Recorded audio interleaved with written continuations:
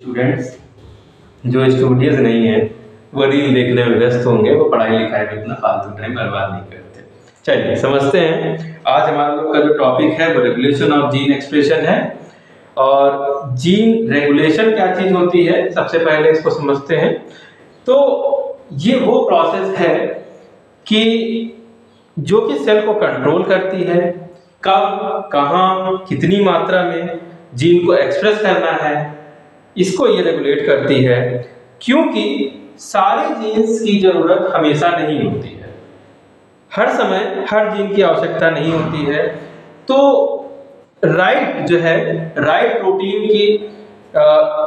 Protein right time पे और right cell का फॉर्मेशन करे, राइट अमाउंट में करे, यही रेगुलेशन ऑफ जीन्स है। इसको इस प्रकार समझते हैं कि जब जाइगोट का फॉर्मेशन होता है तो वहां पर जो सारी सेल्स होती हैं, वहां पर एक सेल जो जाइगोट बनता है वो 1 से 2 में, 2 से 4 में, 4 से 16, फिर 32 इस तरह के स्टेजेस में बदलता है। सारी सेल्स बिल्कुल सिमिलर होती हैं, मगर जब बेबी की ग्रोथ होती है तो फिर क्या होगा कि वहां पर आईज की जो सेल्स होंगी वो अलग होंगी, बोन्स की अलग होंगी, मसल्स की अलग होंगी। अलग अलग डेवलपमेंट के लिए अलग अलग तरह की प्रोटीन चाहिए, अलग अलग प्रोटीन के अलग अलग तरह के अमीनो एसिड्स चाहिए। इनको जो रेगुलेट करने का काम है यही जीन एक्सप्रेशन है, जीन एक्सप्रेशन एंड रेगुलेशन है। तो इसके जो जीन रेगुलेशन है उसके 4 लेवल होते हैं। एक होता है transcriptional regulation, post transcriptional regulation, translational regulation और पोस्ट ट्रांसलेशनल रेगुलेशन। तो ट्रांसक्रिप्शन वो प्रक्रिया है जो कि बताती है कि कितनी मात्रा में जीन का ट्रांसलेशन होगा, एमआरएनए फॉर्म करेगा। यहां पर कंट्रोल पॉइंट होगा। ये जो कंट्रोल पॉइंट होता है ये प्रोकैरियोट में पाया जाता है, यूकैरियोट में पाया जाता है। इसका जो एग्जांपल होता है वो ट्रांसक्रिप्शनल फैक्टर होते हैं, जहां पर प्रोमोटर होता है, रिप्रेशर होता है, एनहांसर होता है, एपिजेनेटिक मॉडिफिकेशंस होते हैं। पोस्ट ट्रांसक्रिप्शनल जो रेगुलेशन होता है वो एमआरएनए फॉर्म होने के बाद की प्रक्रिया है, जो कि एमआरएनए की स्प्लाइसिंग, कैपिंग, पॉलीएडिनाइलेशन, एडिटिंग, स्टेबिलिटी और ट्रांसपोर्ट में काम आता है। इसका जो एग्जांपल होता है वो अल्टरनेट स्प्लाइसिंग होती है, जो कि डिफरेंट प्रोटीन को फॉर्म करती है सेम जीन से। तो कहां से किस जगह पे कट लगाया जाएगा उसी से ये चेंज हो जाता है। तो इसको हम लोग एक एग्जांपल से समझ सकते हैं कि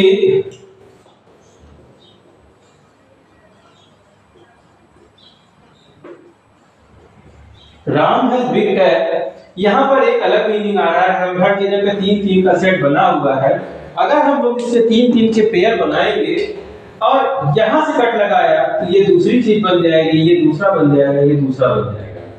अगर हमने यहां की बजाय दूसरी जगह पर कट लगा दिया, अगर हमने यहां से कट बनाया तो ये 3 का पेयर बना, फिर ये 3 का पेयर बना, फिर ये 3 का पेयर बना। तो इस प्रकार से अलग अलग कोड बन जाएंगे, अलग अलग अमीनो एसिड बन जाएंगे, अलग अलग प्रोटीन की सिंथेसिस होने लगेगी। तो ये जो रेगुलेशन होता है, इसके बाद ट्रांसलेशन रेगुलेशन होगा कि कितनी इफिशियंसी एमआरएनए की होनी चाहिए, किस तरह के प्रोटीन ट्रांसलेट होगी। यहां पर रेगुलेटरी प्रोटीन का फॉर्मेशन होगा और माइक्रो आरएनए जो होते हैं वो जो है राइबोसोम को वो बाइंड करने का काम करेंगे। पोस्ट ट्रांसलेशनल रेगुलेशन होता है जो कि प्रोटीन को मॉडिफाई करने का काम करता है और इसके बाद सिंथेसिस करने का काम करता है। इसमें कई प्रोसेसेस इन्वॉल्व होते हैं, जैसे कि फोल्डिंग है, क्लीवेज है, फॉस्फोराइलेशन है। इसमें टैगिंग फॉर डिग्रेडेशन भी इसी के अंतर्गत आता है। आखिर इसकी जरूरत क्यों पड़ती है? तो डेवलपमेंट होता है डिफरेंट जीन का ऑन एंड ऑफ कंडीशन की। तो ये जो ऑन एंड ऑफ कंडीशन है, ये टिश्यू को फॉर्म करने के लिए, ऑर्गन्स को फॉर्म करने के लिए, इसको रेगुलेट करने का काम करता है। एडेप्टेशन बैक्टीरिया जो रेगुलेट करते हैं, जैसे कि जो कि एनर्जी को सेव करने का काम करते हैं। हम लोग जो लैब ओपरा में टीआरपी ओपरा देखने वाले हैं, ये सीरिया कोलाई में पाई जाती है प्रक्रिया, और ये एनर्जी को सेव करने की एक प्रकार की प्रोसेस है।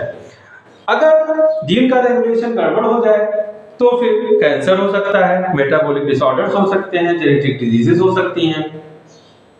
इसके बाद हम लोग समझते हैं कि जो लैक ऑपरॉन है वो क्या चीज है। तो लैक ऑपरॉन जो है, यहां पर लैक का मतलब होता है लैक्टोज, ऑपरॉन का मतलब होता है लैक का ऑपरेशन। तो किस प्रकार से लैक्टोज का ऑपरेशन होगा, किस प्रकार से ये ऑपरेट करेगा। तो लैक्टोज एक प्रकार से जो है मिल्क शुगर है, एक डाइसैकराइड है जो कि टूटती है ग्लूकोज और गैलेक्टोज में। इससे बैक्टीरिया क्या करता है, एनर्जी फॉर्म करता है। यहां पर दो कंडीशन पाई जाती है, एक कंडीशन होती है ऑन कंडीशन और एक होती है ऑफ कंडीशन।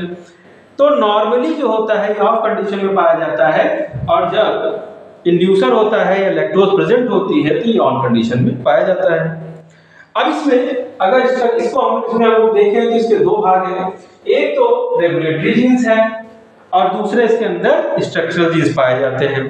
जो स्ट्रक्चरल जीन्स है इसमें लैक-जेड है।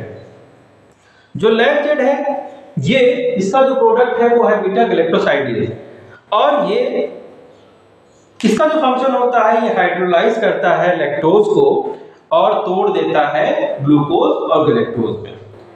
इसके बाद कुछ लैक्टोज को ये एलोलैक्टोज में कन्वर्ट करता है, और एलोलैक्टोज जो होता है इंड्यूसर की तरह काम करता है। वहीं पर जो लैक वाई है वो परमिएज बनाता है। परमिएज का काम ये है कि जो प्रोटीन की मेम्ब्रेन है उससे ये ट्रांसपोर्ट हो करके लैक्टोज सेल के अंदर चला जाएगा। तीसरा है लैक ए। लैक ए जो होता है ट्रांसएसिटाइलेज का फॉर्मेशन करता है, और जो ट्रांसएसिटाइलेज होता है इसका जो रोल होता है, इसका जो मेटाबॉलिज्म के अंदर माइनर रोल है। और ये तीन जीन जो मिल करके एक मैकेनिज्म बनाते हैं जो एमआरएनए को ट्रांसक्राइब करता है, कोड को जनरेट करता है, जो कि हमारे प्रोटीन सिंथेसिस के लिए काम आते हैं। अब यहाँ पर दूसरा है रेगुलेटरी जीन्स। रेगुलेटरी जीन्स में जो एलिमेंट है वो है एक है प्रोमोटर। तो जो प्रोमोटर है वो लैक-जेड के जो प्रोमोटर है वो जो है उसका जो फंक्शन होता है आरएनए जो पॉलीमरेज को बाइंड करता है, इनिशिएट करता है ट्रांसक्रिप्शन को। वहीं पर जो ऑपरेटर है वो बाइंडिंग साइट होती है रिप्रेशर प्रोटीन के लिए, और आरएनए को ये ब्लॉक कर लेता है पॉलीमरेज। देखिए यहां पर होता किस तरह से है कि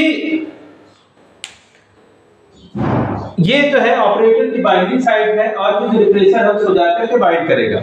यहाँ पर सीएपी जो होता है ये बाइंडिंग साइट होती है। सीएपी और सीएमपी कॉम्प्लेक्स का फॉर्मेशन होता है जो कि ट्रांसक्रिप्शन को बढ़ाने का काम करता है। अब यहाँ पर जो है रेगुलेटरी जीन्स होंगे। तो रेगुलेटरी जीन्स है लैक आई। ये जो होगा लैक आई ये कंटिन्यूअसली फॉर्म करता रहता है रिप्रेशर को। इसका जो काम है वो रिप्रेशर को फॉर्म करने का है, और रिप्रेशर जो होगा वो ऑपरॉन को बाइंड कर लेगा। रिप्रेशर का जो है जब ऑपरॉन को बाइंड कर लेगा तो जो हमारी आगे की जो प्रोसेस है वो बिल्कुल नहीं हो पाएगी।